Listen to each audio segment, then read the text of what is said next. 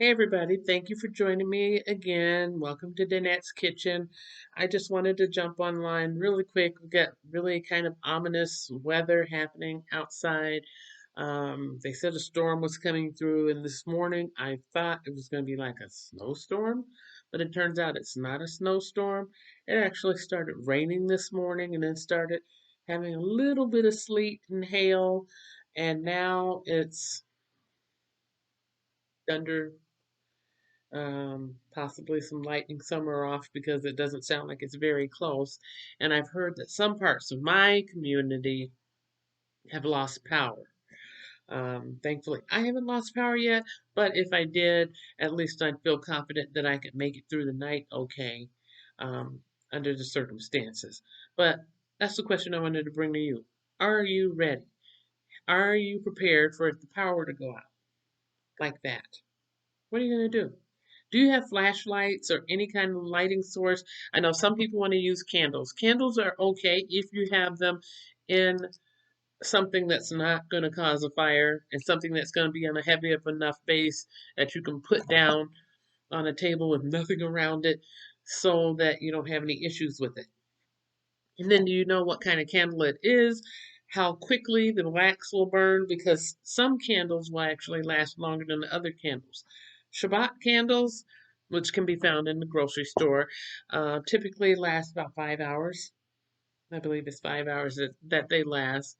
They don't look very big, but they last 5 hours and they burn evenly. And you don't get a waxy mess dripping around anywhere. It burns up and consumes completely. It's a really, really nice deal if you're able to find them. Or you can get like a 10 pack of emergency candles. Um, I'm not sure how long those last. I've had them for a while. Haven't really had to use them much, but I do still have some. But they do drip wax, so you want to have them.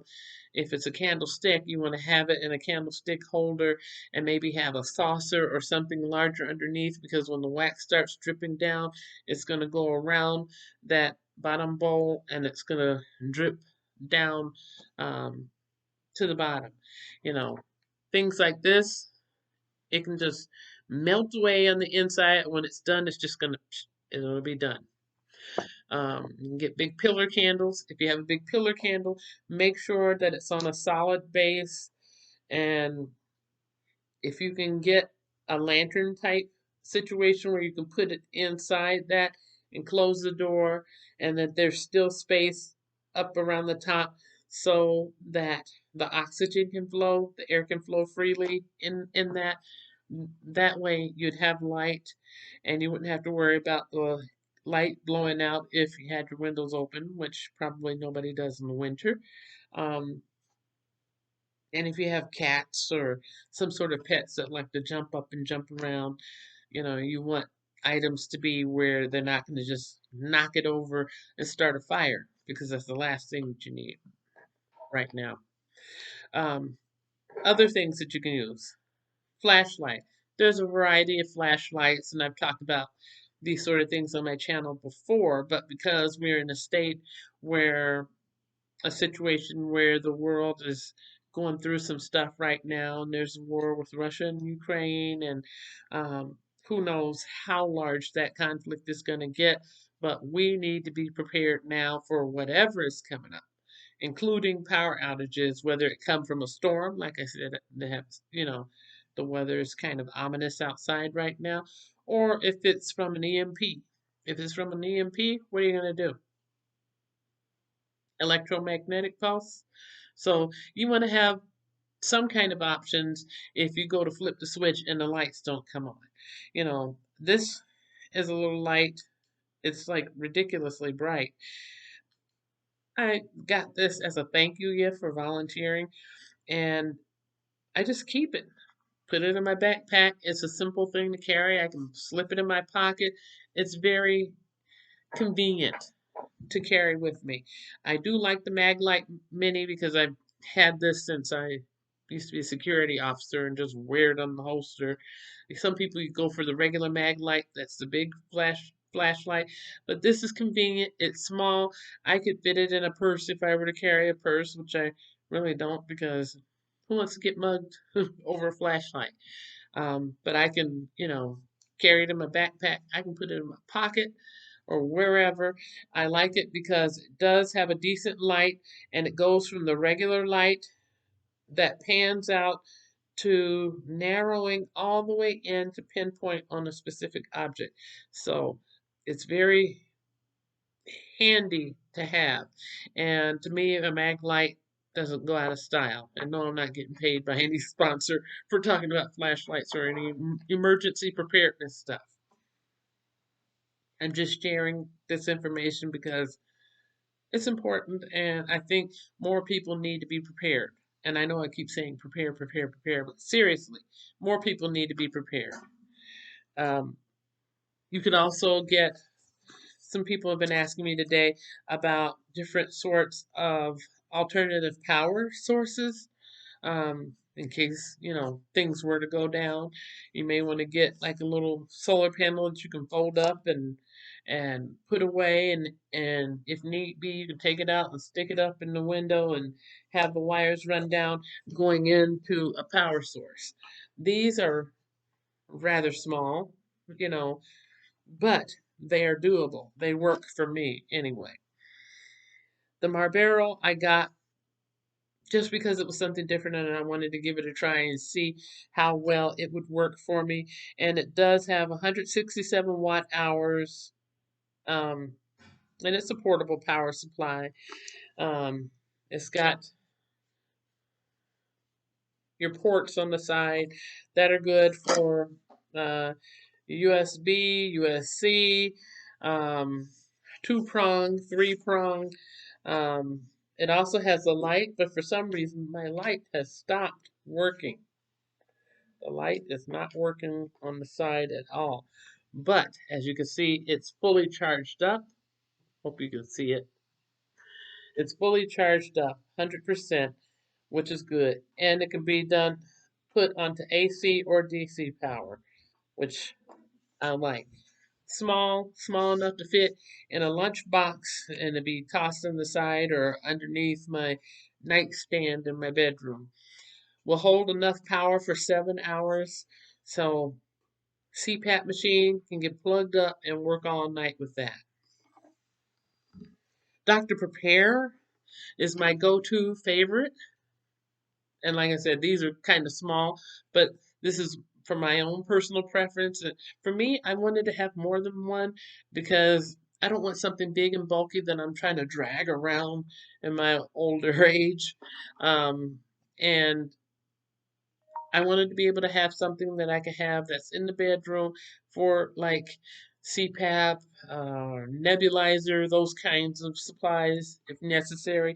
And I wanted a secondary that I could take and have other places in my home.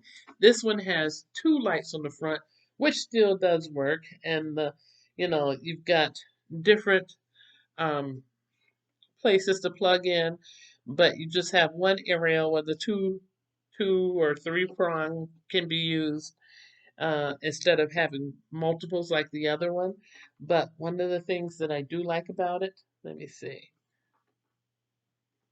the lights are bright, um, and it has different settings, where they can strobe and do all sorts of different fun stuff and hopefully not cause me to have spots in front of my eyes in the process. But so that would be good to be able to carry around if I had to look for something, if all the lights went out, or if I wasn't able to talk or whatever, for whatever reason, I can push the button so the strobe beacon goes. And if someone is far off, they can see that and say, oh, there she is over there, and they can come and rescue me. But it does also,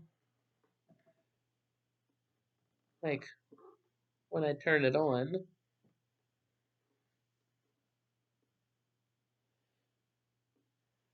when I plug it up and turn it on, it it will run my CPAP machine and it will run it for 7 or 8 hours at night as well. So in that sense, it's very similar to this. But these are two different small ones. You can look and see the difference in the size, yet they both still fit in a couple of little lunch boxes that I have. There are also larger ones that are out there, like the Bouge. The Bouge is a large one that is, I've been told, is really excellent and power packed and something that people may enjoy. Um, but that's if you want or need a larger power supply than what I need. I don't really need all that. I'm right here. I've got good lighting. I get the morning sun. I've got lighting on two sides of, within my unit because um, I'm in a condo, so I get decent lighting during the day, so I'd only need that at night, and it's not like I'm trying to have parties at night if the power is out. Some people want something that's going to have enough power to run their refrigerator and their stove and all their other stuff. But if you have one source of power and you're trying to run your refrigerator and your stove, you're going to have some figuring out to do. That's why, for me, just having two smaller ones that meet my needs works fine with me. Um, do what works well for you. I've heard that the Jackery is good, and if I had an option of getting another one, that's probably something that I might be interested in trying out. And the prices go upwards. It's for the Jackery, I think it starts around 200 and it goes up. The Bouge is a little higher priced, but it's larger and it has holds more power in it. These two that I got are more in the $100 range right now. Um, they were a little cheaper, but now that everybody's starting to say, "Oh yeah, maybe I should get some power," prices might go up. So you might want to go on Amazon or go to the website for either of these companies and check them out and see if you're able to get something for yourself. If you have nothing at all, my advice to you would be to get something, have something in place. I'm not saying spend your last dollar or your last dime on whatever. I'm just saying, really, seriously, try to be prepared and have something in place for yourself. Doesn't have to be big all the time. Doesn't have to be extravagant. It's not about impressing anybody. It's about looking around you, seeing what needs you have, and meeting those needs. And I hear a siren. I had received some text messages that there were a number of fire trucks and police cars recently, like within about a mile of where I am now. So I'll be keeping those people in my thoughts and prayers too. But if it could happen there, certainly something could happen right here in this area as well. Also, keeping, sending positive thoughts and prayers to the people in the conflict with Ukraine and Russia, and hopefully things will settle down real soon.